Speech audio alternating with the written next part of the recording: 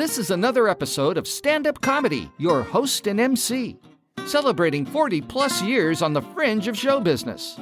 Stories, interviews, and comedy sets from the famous and not so famous. Here's your host and MC, Scott Edwards.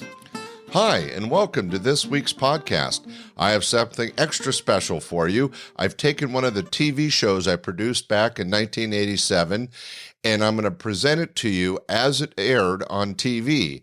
Of course, it'll be audio only. This is a podcast.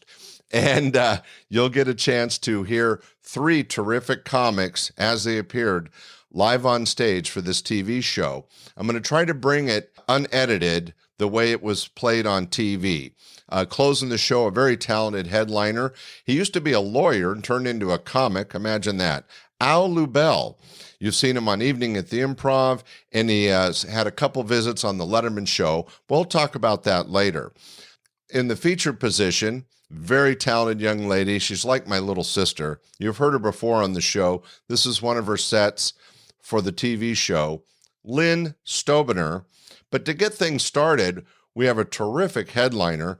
This gentleman got his start at Laughs Unlimited in the early 80s and went on to huge success as one of the stars of the TV show Reno 911.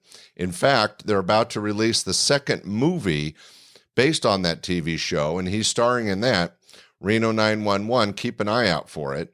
He also does a lot of cartoon voices. He started off as the voice of the Taco Bell Chihuahua, but went on to appear in cartoons like Fairly Odd Parents and Disney's Planes movie. And you can hear him now on very successful Casa Grande.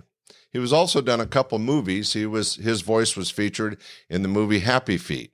Anyway, he's a terrific stand-up and a good friend. I know you'll enjoy this set from July of 1987 as it was played on TV. Ladies and gentlemen, our first act, Carlos Alazraqui. And now it's time for laughs.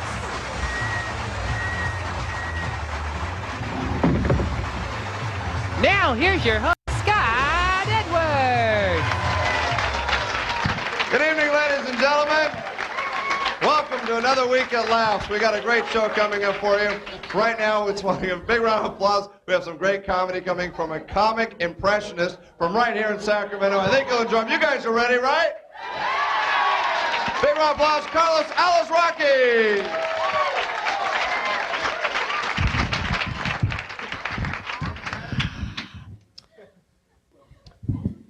Last year, the Pointer Sisters, I'm so excited, went all the way to #1. This year, it's climbing the charts again.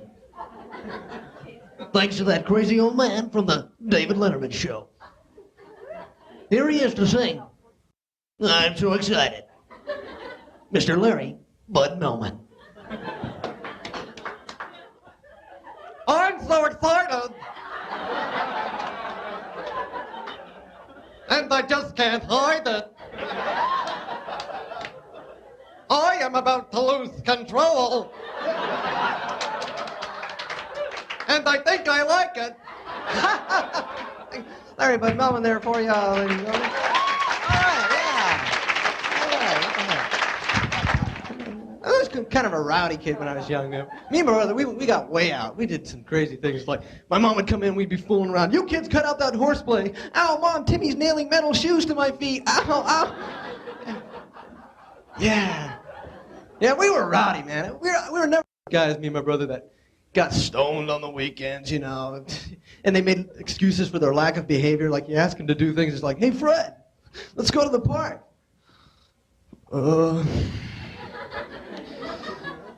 Is it free?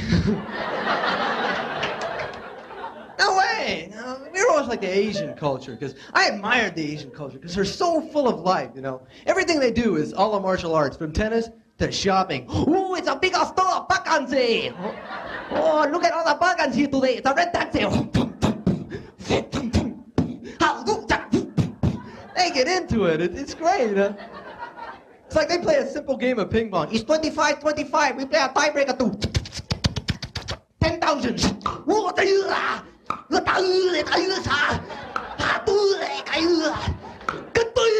Good shot, winner. Let's go to Pakanse. Yeah. I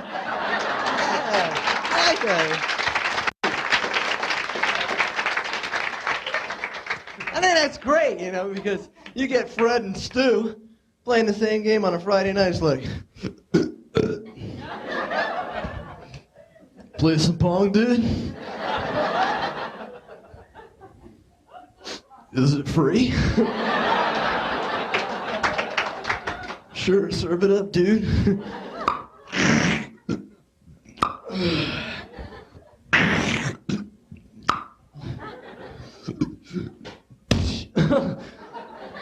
Dude, right in the eye, man.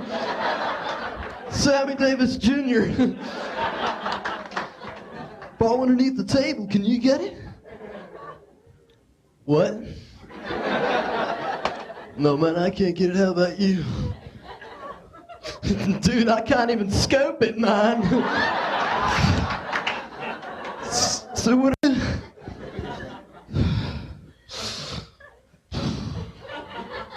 Game's over.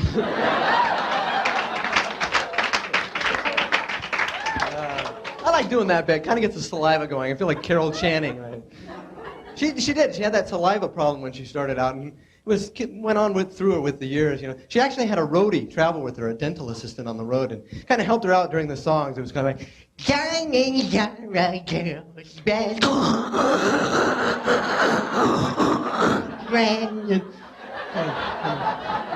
Kind of fun to watch. It was happy to be here at Last Unlimited tonight because I'm a horrible driver. I always get lost. Well, it's not entirely my fault. I went to the doctor's the other day, and he told me I had that learning disability where you read things backwards, dyslexia. And yeah, I just found out tomorrow. And so naturally, I'm on my way over here Tuesday to make it, and I got lost in L.A. I turn a corner, I see Ricardo Montalban in a white tux selling flowers, so I pull up to him, honk the horn. I go, "Excuse me, Mr. Montalban, I'm lost. I'm from SF. Can you help me back?" "Good day, stranger. Welcome to Los Angeles, California. Nice level. If you wish to go back to San Francisco, you must first take a left turn at the next light. And the road will take you straight to I-5 North. However, I must warn you that if you decide to take I-5 tonight, that you will be subject to the strange hypnotic powers of one of California's most boring highways." Idiot. Now, not only am I lost, I'm afraid to go home. So I whip into this 7-Eleven. There's these surfer punks out in front. Hey, you kids, can you help me out? Give me some directions. Is it free? These guys are everywhere. So I say, forget it, I'm pissed off. I'll just find a hotel, I'll start again in the morning. So I whip around the corner and I go, great, because down at the end of the road I see this taxi cab driver pull up to him, honk the horn. "Listen, buddy, you're my desperation, you gotta help me out, please."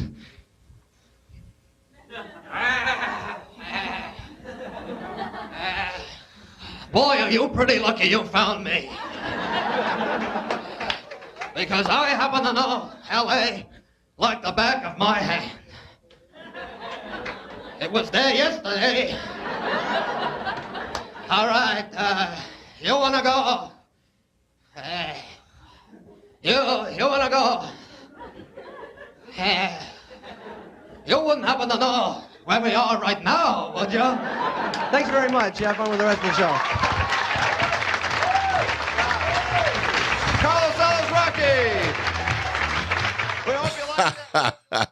That was Carlos as he appeared live on stage back in 1987. Carlos Alazraqui is still having great success as the voice for many cartoons and as one of the stars of Reno 911. Hey, let's keep the comedy going. Our next act, she's like my little sister. She's a terrific gal, used to do a lot of comedy. Let's hear some of her material right now. It's Lynn Stobener. Right now, we have a very special treat for a young lady that's from right here in Sacramento. We've gotten a great expense to bring her here. I think you'll enjoy it. Let's have a nice big round of applause. Lynn Stobener, right here. Lynn Stobener. Scott Edwards, ladies and gentlemen. All right, this is a great-looking crowd, which is good because apparently the last taping, a bunch of ugly people showed up and really bummed them out. So, that a way to dress, huh? Got a lot of couples. Let me ask the men a question. How many men are paying for all the expenses on their date this evening? Be proud, you do it well. I don't know, men have to pay. I think God said, hey, men get the bills, women get periods. I don't know. Women, don't you love it, though, when your boyfriend comes up to you and goes, honey, I got a cramp in my toe. Don't you just want to say, suffer, wench? Here's some Idol. Call me in a week. And you women, you look nice, too. We like to shop, right? We shop in numbers. Another one of those laws. I like to shop, but I've been a little upset lately. I go to the stores and I see the clothes on the mannequins and they look great. Then I put them on and I look like Rhoda Morgenstern.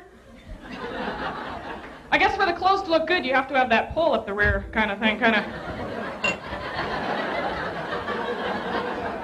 got one of these Swatch jobs. Anybody have a Swatch? These are pretty cool, huh? Got that roll baller, just in case you get mugged when I scratch that crystal now. No, I guess not. Pretty stupid. I like toy shopping. That's my favorite kind of shopping, but I don't like the junk they have on the market today. You might have seen these stupid toys they have. They've got these monsters that turn into robots, that turn into cars. They call them Transformers. We used to call this an imagination. Then they have the stupid Cabbage Patch dolls, which is ridiculous. You know, $90 you get an ugly tomato. What a bargain.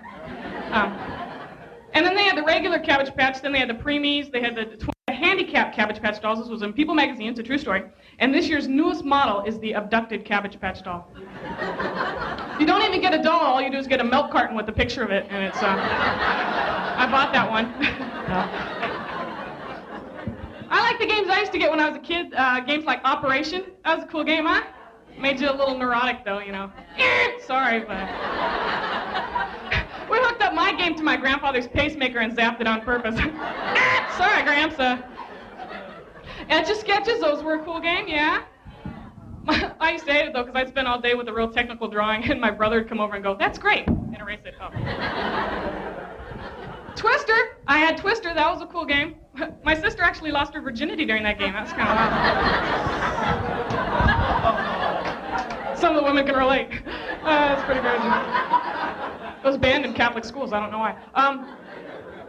It's funny. I like when you're a kid, you don't need so you can make up games. Games like dodgeball. You know, that was great. You know, you could actually beat the heck out of your classmate and not get in trouble. Fat kids were popular because you could hide behind them. Oh yeah. A game that's popular right now, which I couldn't stand, is Marco Polo. That game in the pool. Do you guys remember that game? I was always it. I'd be in the pool for hours with my eyes closed, swimming around, hitting the walls. Marco! Marco! My brother and sister have left the pool. They're inside eating Oreos. Speakers wired outside going, Polo! Polo!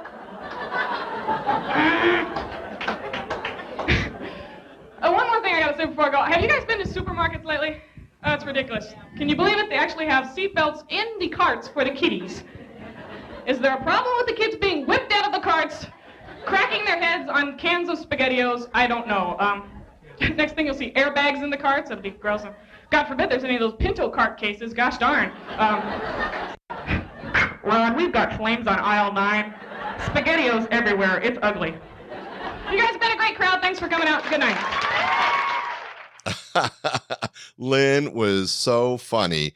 I wish she had stayed with comedy a little longer. She is a terrific young lady and was very funny and was a manager of many of my clubs and restaurants. She emceed thousands of shows and became quite a good opening act and played all over Northern California. I know you enjoyed her set. Okay, our closing act, as I mentioned previously, very talented comic, should say lawyer turned comic, who has had many appearances on Evening at the Improv, The Letterman Show as recently as 2008. He was in the movie Funny People, and he was one of the winners of Star Search. That's right, ladies and gentlemen. Let's hear some comedy from Al Lubel. Woo! What a crowd, what a night. How you feeling out there? Let them hear you. We hope you're enjoying the show. We have a special treat for you coming up right now. Our next entertainer is a very funny guy. He's a regular here at Laughs Unlimited. A big round of applause. Al Lubel, right here, Al Lubel.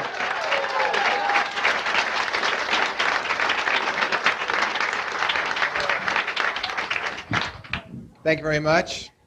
So, do you like me?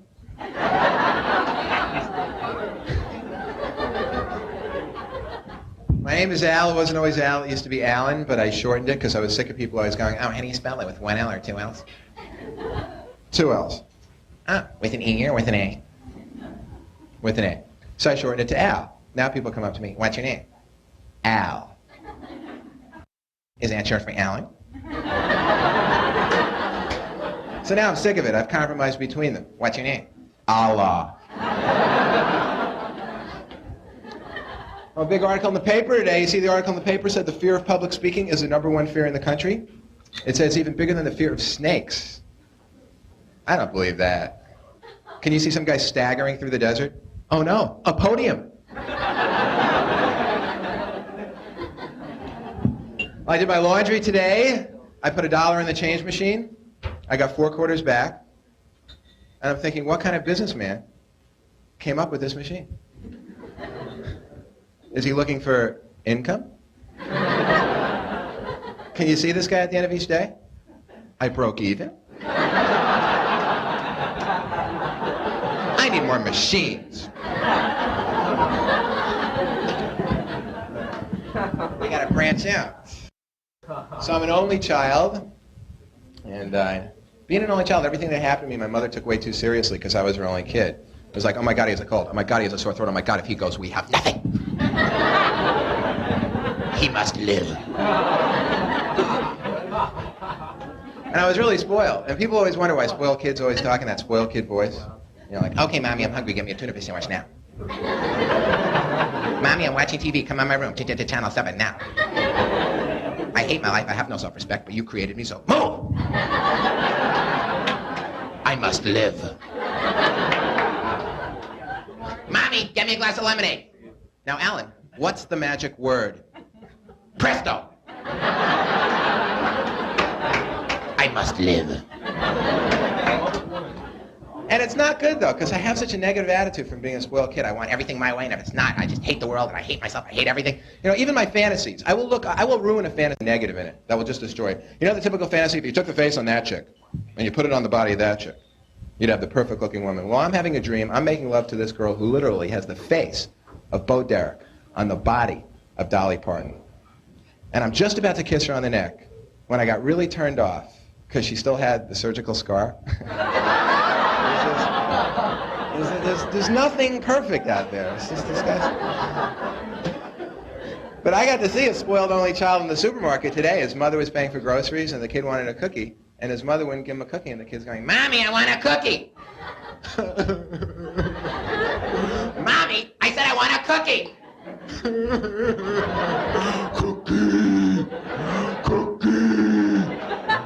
And everyone online is totally embarrassed for the mother, and I can see in her face that she's just about to crack, so I look at her and go, me too. There's 2 of us now, lady, you're gonna crack. I don't know, I'm also a lawyer, the neurotic lawyer. I keep away from my clients, and I had my own business card. Never enough for an attorney to just say attorney on the business card, right? They always have to go, attorney, at law. Now, what if the card just said attorney? Would anyone think, at what? Attorney, at law.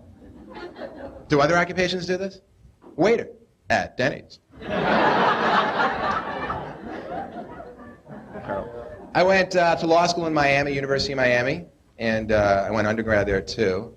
And it was great. I majored undergrad in pre-law, which was really useful, because I immediately opened up my own pre-law firm. People would walk in the office, I'm up for murder, what should I do? I don't know yet.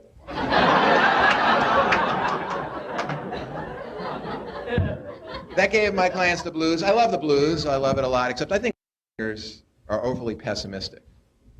I woke up this morning, and my baby, she was gone. Maybe she's got a job.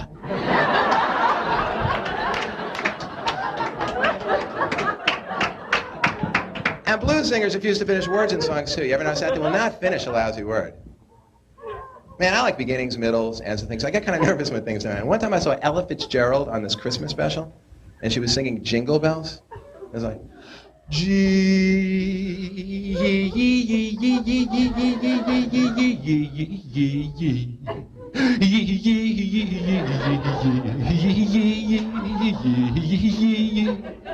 The word is jingle.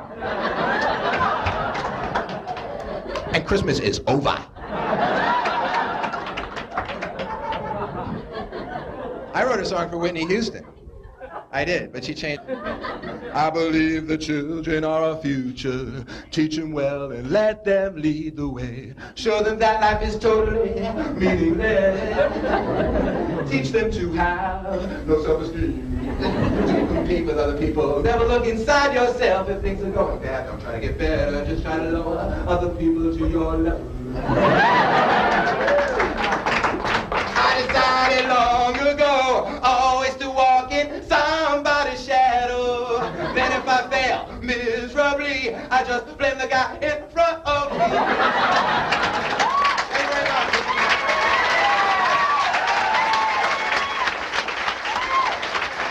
Nice round of applause for Al Lubel. We hope you're having a good time. We'll be right back after this commercial break. Go to the refrigerator now. Welcome back to Laughs. We hope you had a good time. I think it was a special. Thanks a lot, Al. Hope you had a good time. Thank everybody for watching. We'll see you next week. Bye.